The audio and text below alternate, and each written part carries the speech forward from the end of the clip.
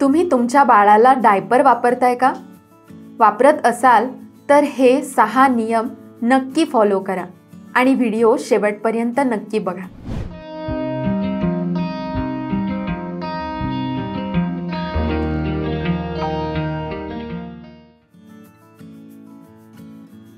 नमस्कार, मी डॉक्टर पंकजा पाटील साळुंखे. मी एक बालरोगतज्ञ आहे आणि एका चिमुकलीची आई सुद्धा.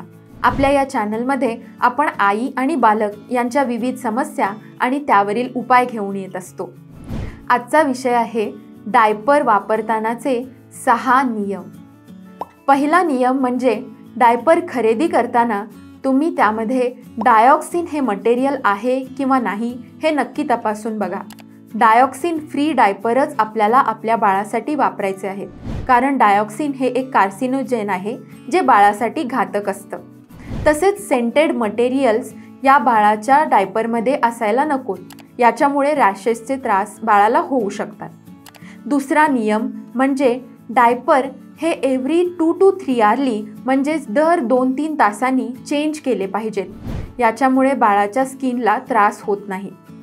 तिसरा नियम म्हणजे बाळाला डायपर घातल्यानंतर ते फ्रिक्वेंटली सतत चेक केले पाहिजेत.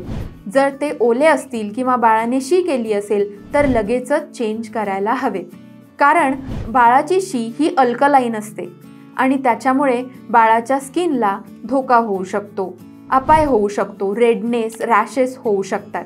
चौथा नियम म्हणजे जेव्हा तुम्ही बाळाला डायपर घालता तेव्हा त्याच्या आधी आपण रॅश क्रीम लावू शकतो, किंवा अगदी रॅश क्रीम नसेल तर अगदी कोकोनट ऑइलसुद्धा बाळाच्या त्या एरियाला लावून त्यावरती आपण डायपर घालू शकतो, ज्याच्यामुळे बाळाच्या त्वचेचा त्यांनी केलेल्या सूशी किंवा शीशी संपर्क होणार नाही आणि रॅशेस कमी होतील.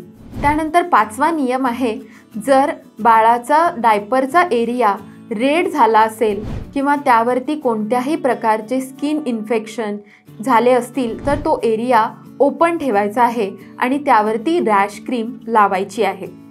6वा नियम म्हणजे जर तुम्ही कॉटन नॅपीज वापरत असाल तर त्या रियुजेबल असतात, म्हणजे आपण धुवून त्या परत वापरू शकतो.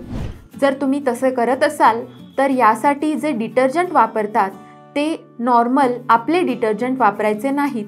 त्यासाठी फक्त आणि फक्त बेबी डिटर्जंट्सच वापरायचे, कारण ते माइल्ड असतात, त्याच्यामुळे बाळाच्या शरीराला अपाय होत नाही. तर हे 6 नियम तुम्ही नक्की फॉलो करा आणि अशाच हेल्पफुल आणि इन्फॉर्मेटिव्ह व्हिडिओसाठी डॉक्टर मॉमी चॅनलला नक्की सबस्क्राईब करा. धन्यवाद.